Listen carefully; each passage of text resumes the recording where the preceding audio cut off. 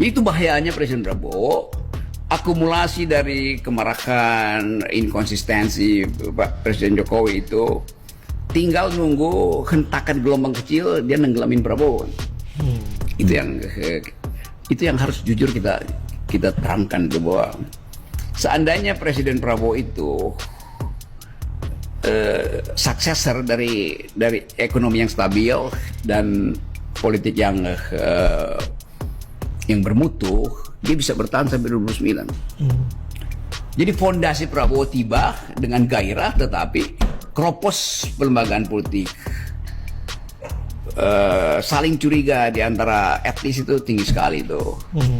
Nah itu jadi ini gue bilang Jokowi lagi, memang Jokowi yang meletakkan dasar-dasar kekeroposan dari fondasi berbangsa. Meledaknya di Prabowo gitu ya Bang? Iya, ada di Prabowo sekarang.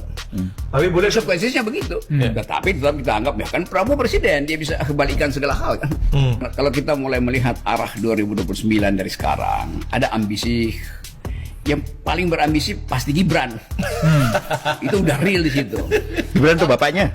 Gibran tuh bapaknya. Kalau ambisinya Gibran kurang, bapaknya akan tambahin. Kan gitu kan? Sebab kalau kita bayangkan Presiden Jokowi itu kasusnya banyak. Dan dia hanya mungkin diselamatkan bila darah dagingnya yang jadi presiden kan. Lumrah di dalam pikiran Jokowi, bukan pikiran kita. Jokowi berpikir begitu. Kalau dia berpikir mau jadi negarawan, ya udah dari awal dia bilang, Gibran kamu stop aja jadi wakil presiden, karena mari kita balik ke Solo, karena kelihatan kultur politik Indonesia itu membebani kamu kan begitu. Jadi saya bisa bayangin misalnya setiap minggu mungkin Gibran mengatakan, bapak saya capek itu kan. Tapi ngomongnya ke siapa? Ya ke bapaknya. Kan dia bilang bapak saya capek itu. Kita panik bahwa nanti separuh dari hidup kita akan dikuasai oleh robot.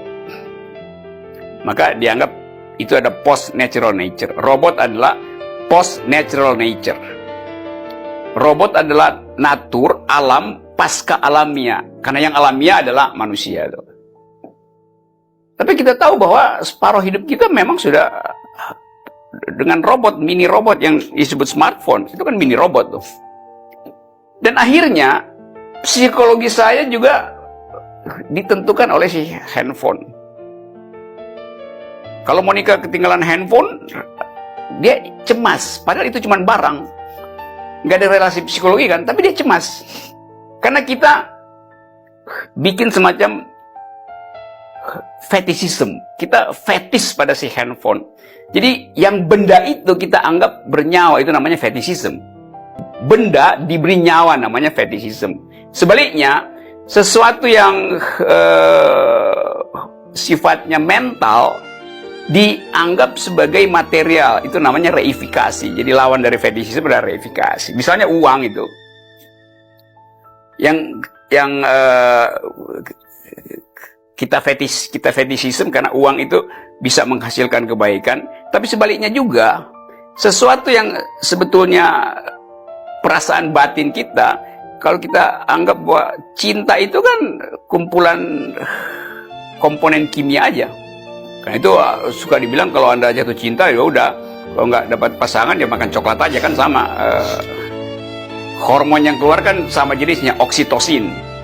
Makan coklat sama bercinta, dua-duanya diukur berdasarkan hormon oksitosin itu dalam ilmu kesehatan kan, sama aja tuh. Nah, itu namanya melakukan reifikasi. Yang mental adalah cinta, yang oksitosin adalah ukuran material dari si